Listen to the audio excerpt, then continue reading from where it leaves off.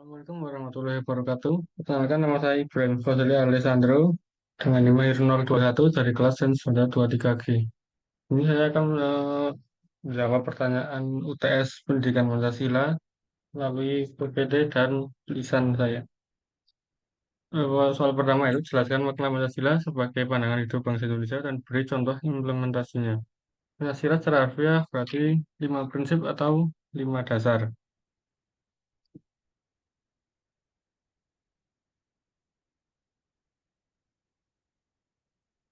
Kelima dasar tersebut atau kelima nilai tersebut adalah sila pertama yaitu ketuhanan yang Maha Esa yang dalam kehidupan sekarang setiap masyarakat eh, Indonesia setiap masyarakat Indonesia dijamin kebebasan dalam menjalani kepercayaannya masing-masing. Masyarakat ini dapat menjalani kepercayaannya dengan tenang tanpa gangguan intoleransi. Di sila ini, masyarakat juga diminta agar tidak menistakan agama lain dan harus menjunjung tinggi kerukunan umat beragama. Sila kedua yaitu kemanusiaan yang adil dan beradab. Di sila ini semua warga negara Indonesia memiliki hak yang setara dalam pemenuhan kesejahteraan. Selain itu juga ada kesetaraan kehidupan yang layak tanpa melihat suku dan ras warga negara. Sila ketiga adalah persatuan Indonesia, yaitu semua warga Indonesia tidak boleh melakukan aksi-aksi yang membuat persatuan menjadi terpecah belah, seperti terorisme, intoleransi, separatisme, dan hal-hal serupa. Kita harus tetap menjaga keutuhan negara kita dan menghindari tindakan tersebut. Ke sila keempat yaitu kerakyatan yang dipimpin oleh hikmat kebijaksanaan dalam permusyawaratan perwakilan. Terlihat bahwa banyak sekali kasus ataupun masalah yang terjadi di negara ini yang menunjukkan penurunan sila keempat ini. Contohnya, baiklah kasus sengketa pilkada yang harus berakhir di MK. Hal ini parah karena masyarakat disuguhkan oleh matinya sikap menghormati pendapat orang lain. Maka dari itu, di sila keempat ini kita diharuskan bermusyawarah untuk mencapai mufakat dan menghargai pendapat orang lain. Sila kelima yaitu keadilan sosial bagi seluruh rakyat Indonesia. Dapat dilihat bahwa tujuannya adalah agar seluruh rakyat Indonesia mendapat keadilan dan kesejahteraan yang merata. Karena rakyat Indonesia berhak mendapatkan hidup yang layak. Eh, Penghormatan terhadap hak asasi manusia, pelindungan keamanan dan hukum yang seutuhnya dan semua hal yang berkaitan dengan kesejahteraan warga negara. Itu adalah hasil dari Jatim. Satu adalah implementasinya. Implementasi Pancasila dalam Undang-Undang Dasar 1945 yaitu Pancasila menjadi prinsip dasar pembentukan hukum dan konstitusi Indonesia dan semua undang-undang harus berjalan dengan prinsip Pancasila. Ini artinya adalah kebinekaan yaitu Bhinneka Tunggal Ika yang berarti kita harus melakukan pengakuan dan perlindungan terhadap beragam agama, budaya, suku bangsa Indonesia supaya tidak terpecah belah atau kesatuan. Ya. Selanjutnya adalah hak asasi manusia, yaitu implementasi prinsip kemanusiaan dan keadilan sosial dalam praktek. Indonesia memiliki badan-badan seperti Komisi Nasional Hak Asasi Manusia atau Komnas HAM yang bertugas menjaga hak asasi manusia. Selanjutnya dalam aspek demokrasi yaitu pemilihan umum dan sistem perwakilan adalah contoh implementasi prinsip kerakyatan dalam Pancasila. Contohnya kebijakan kesejahteraan sosial, program-program yang bertujuan untuk mengurangi kemiskinan, meningkatkan kesejahteraan rakyat, dan memastikan distribusi yang lebih adil dari sumber daya ekonomi. Itu merupakan upaya untuk mewujudkan prinsip dari keadilan sosial. Dan contohnya ya itu program-program pemerintahan. Pancasila ini sebenarnya bukan sebagai dokumen formal, tapi juga landasan moral dan etika dalam kehidupan sehari-hari masyarakat Indonesia. Pemberlakuan Pancasila berperan penting dalam menjaga keharmonisan sosial, stabilitas politik, dan pembangunan berkelanjutan di Indonesia.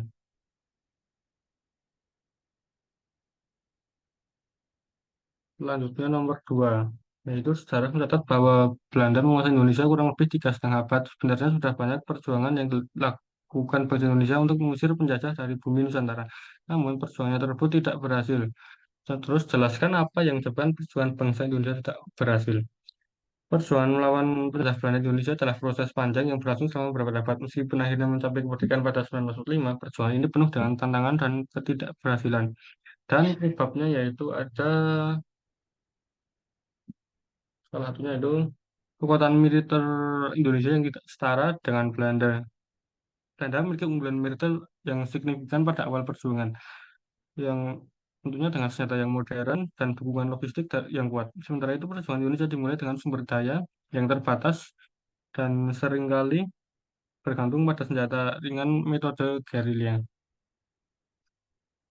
Setelah itu ada perpecahan atau fragmentasi politik seiring berjalannya waktu perjuangan Belanda Belanda perjuangan Indonesia melawan Belanda seringkali diwarnai dengan perpecahan dan konflik antar pemimpin nasionalis Indonesia. Perbedaan ideologi dan kepentingan politik dapat menghambat upaya bersama dan mengurangi efektivitas perjuangan bangsa Indonesia melawan Belanda. Selanjutnya ada penutupan aktivitas perekonomian atau blockade ekonomi. Belanda menerapkan blokade ekonomi terhadap Indonesia sehingga perekonomian Indonesia eh, terisolasi dari sumber daya dan dukungan internasional. Hal ini mempersulit kemampuan Indonesia untuk memperoleh dukungan dan persenjataan yang dilakukan untuk berperang melawan Belanda. Tentunya ada penindasan dan kekerasan. Belanda menggunakan kekerasan untuk menekan Indonesia. Operasi militer terhadap represi terhadap penduduk sipil mengakibatkan penderitaan dan korban jiwa yang sangat banyak. Hal ini menggoyahkan semangat perjuangan dan memunculkan ketidakpastian di antara pejuang kemerdekaan. Selanjutnya ada campur tangan pihak luar, yaitu selama perjuangan kemerdekaan Indonesia, dapat upaya diplomasi dan tekanan internasional yang datang dalam bentuk intervensi politik yang mendukung Belanda dan beberapa negara besar seperti Inggris, Amerika Serikat tidak selalu mendukung kemerdekaan Indonesia. Setelah itu ada pendidikan yang tidak memadai. Karena apa? Karena pada awal perjuangan banyak pemimpin Indonesia yang belum memiliki akses pendidikan yang memadai. Sementara Belanda memiliki birokrat dan pemimpin yang ketimpangan ini eh, yang terlatih, serta Belanda memiliki pemimpin yang terlatih dan Indonesia ini masih belum memiliki akses pendidikan yang layak seperti Belanda dan berdampak pada kemampuan merencanakan dan mengorganisir perjuangan.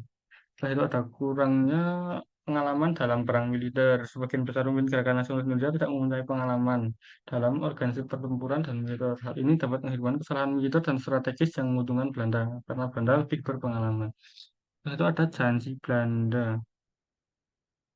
Jadi Belanda ini kayak hmm,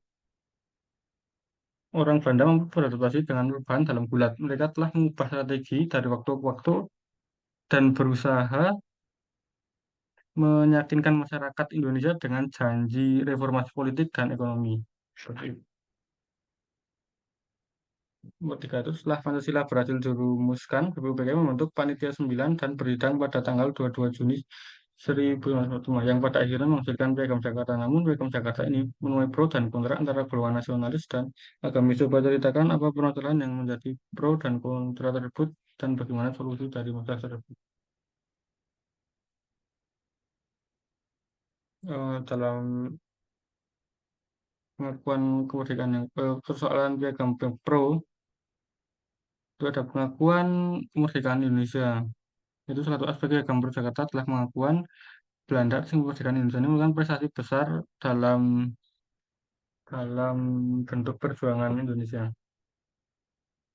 Yaitu ada eh, berakhirnya agresi militer terhadap Indonesia yang telah berlangsung bertahun-tahun. Jadi, ini mengakhiri pertempuran dan pertumpahan darah memberikan kesempatan bagi Indonesia untuk membangun negara yang memadai.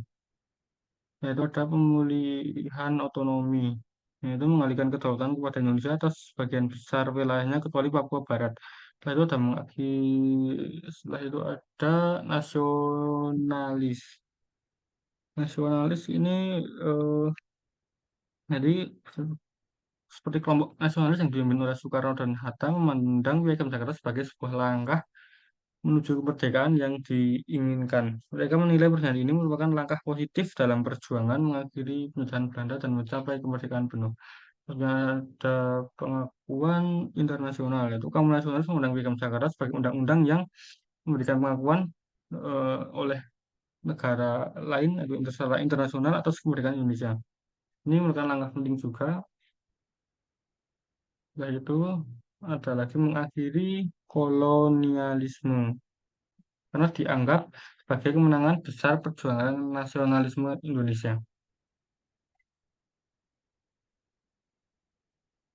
Dan untuk kontranya itu ada Papua Barat, kompromi teritorial, ekonomi dan sumber daya alam, kepentingan ekonomi Belanda, perpecahan politik internal, kekhawatiran terhadap nilai-nilai keagamaan. Contoh seperti kasus Papua Barat ini ya. Itu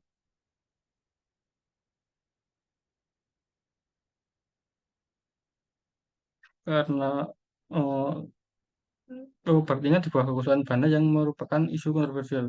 Benar kontroversial kenapa? Karena menimbulkan pertanyaan mengenai hak menentukan nasib sendiri masyarakat Papua Barat tersebut. Setelah itu ada kompromi teritorial, yaitu menganggap Piagam Jakarta sebagai kompromi teritorial karena beberapa wilayah yang secara historis dianggap bagian dari Indonesia seperti Riau dan Nangro Aceh Darussalam dikeluarkan dari wilayah Indonesia. Yaitu ada ekonomi dan sumber daya alam. Beberapa kritikus berpendapat bahwa Piagam Jakarta tidak memberikan manfaat ekonomi yang cukup baik bagi Indonesia. Kekhawatiran pun muncul terkait pengelolaan sumber daya alam yang dikuasai Belanda pada saat kolonial. Itu ada kepentingan ekonomi Belanda. Ya, ada yang berpendapat bahwa ini juga merupakan akibat dari kepentingan ekonomi Belanda yang ingin mempertahankan akses terhadap pasar dan sumber daya alam Indonesia. Jadi ya Piagam Jakarta ini dimaksud di- dikira kayak pertahanan akses terhadap pasar dan sumber daya alam di Indonesia. Dan kekhawatiran terhadap nilai-nilai beragama, yaitu karena kelompok keagamaan yang dipimpin oleh beberapa ulama dan tokoh menaruh perhatian terhadap aspek agama dalam piagam Jakarta. Mereka merasa piagam tersebut tidak mencerminkan nilai-nilai Islam dan tidak memahami pentingnya agama dalam masyarakat.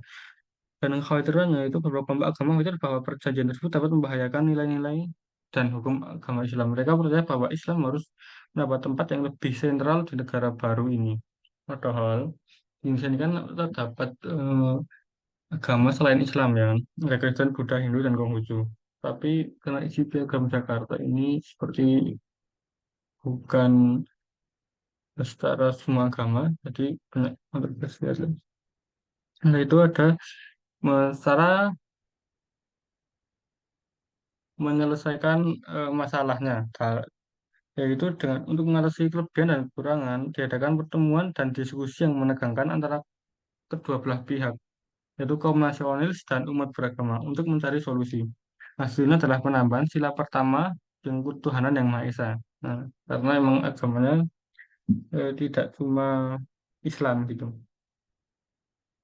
Oleh karena itu, solusi ini membantu mempersatukan Indonesia dan menciptakan landasan bersama yang diterima banyak kelompok masyarakat yang berbeda untuk mencapai kemerdekaan.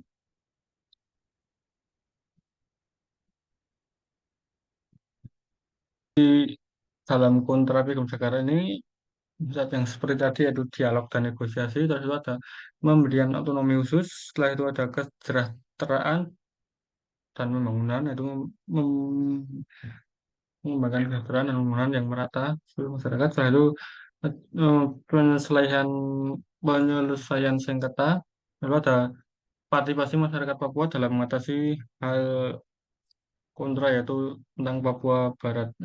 Nah, itu ada mendorong versi baru Piagam Jakarta yang harusnya direvisi ya, seperti negosiasi.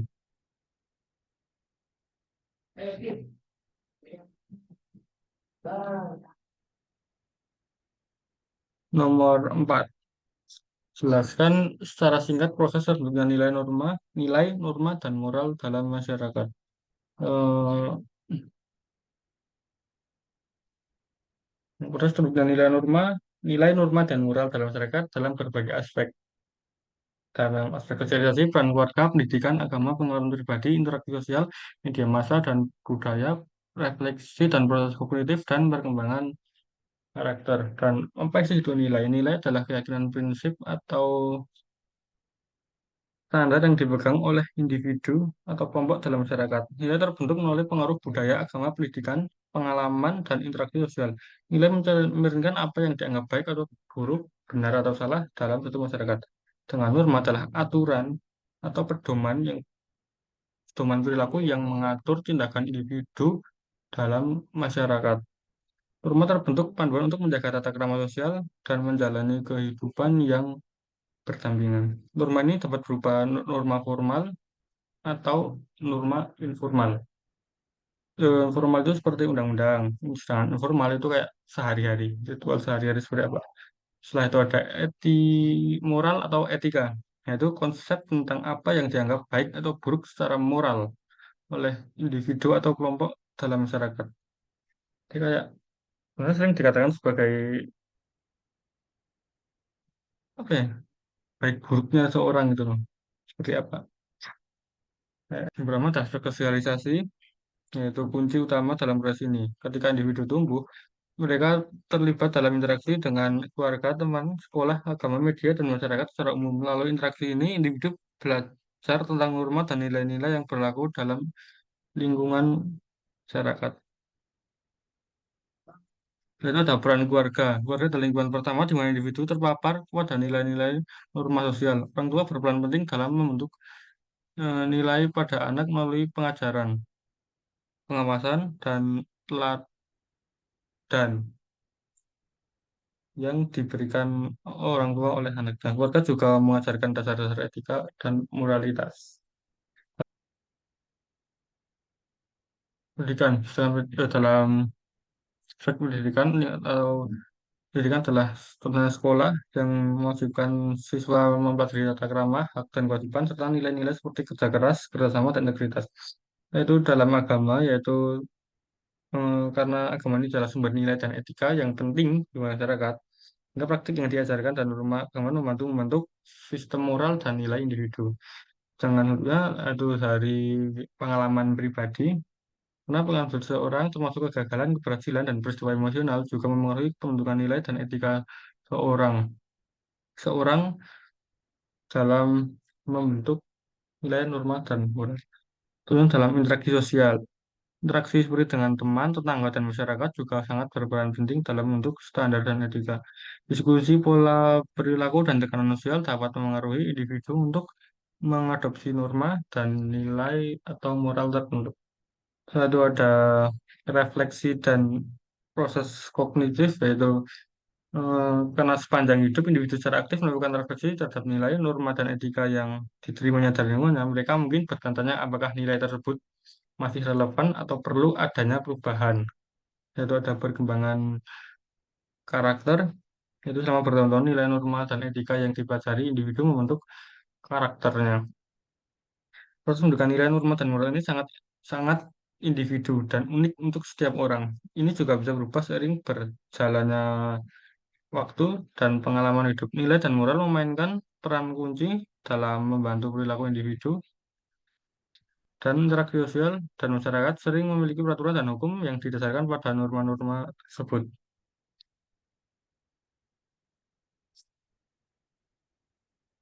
Nomor 5. Itu Bang Hendra sepakat untuk menjadikan Nomor 5. Bang Hendra sepakat untuk menjadikan Pancasila sebagai ideologi, namun ternyata di masyarakat juga berkembang ideologi lain seperti Pancasila, seperti ideologi liberal, kapitalis, sosialis, sampai ideologi yang berbasis agama. Dan menurut Anda, bagaimana seharusnya kita memposisikan Pancasila sebagai ideologi dalam kehidupan berbangsa dan bernegara di tengah ideologi-ideologi lain yang juga berkembang di masyarakat?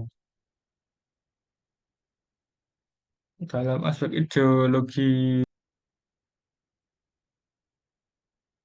yang pertama itu ideologi negara Pancasila atau ideologi negara Indonesia yang berarti merupakan pandangan fundamental yang melalui konstitusi, undang-undang, dan lembaga pemerintahan. Oleh karena itu, ia menempati posisi yang sangat kuat dalam tatanan dasar negara. Yaitu ada Pancasila sebagai prinsip keberagaman. Pancasila memiliki nilai yang mendorong keberagaman dalam masyarakat. Prinsip Bhinneka Tunggal Ika mencerminkan semangat kerukunan dan persatuan di tengah beragamnya ideologi. Setelahnya ada terbuka dalam berbagai pandangan lain yang berarti Pancasila yang menghormati hak individu untuk memiliki pandangan politik dan ideologi yang berbeda-beda. Pancasila harus memastikan bahwa keterbukaan terhadap berbagai pandangan itu dihormati. Kemudian ada toleransi beragama. Pancasila harus mengakui peran agama dalam kehidupan masyarakat dan memberikan kebebasan beragama. Hal ini memungkinkan individu untuk hidup sesuai keyakinan agama dan ideologinya dengan tetap bersatu dalam semangat Pancasila antara bertoleransi. Nomor 5 ada keadilan sosial yang berarti Pancasila adalah mewujudkan keadilan sosial dan kesetaraan dalam masyarakat. Hal ini menciptakan landasan yang kuat untuk mengatasi kesenjangan yang mungkin timbul akibat ideologi lain yang mungkin mendorong kesenjangan.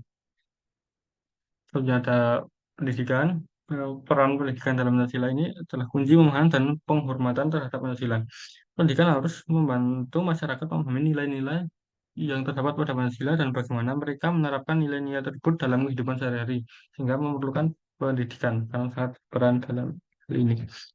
Ini adalah ekstremisme dan intoleransi. Pancasila ini dapat melawan ekstremisme dan intoleransi juga, dan harus dijadikan alat yang dapat melawan hal tersebut.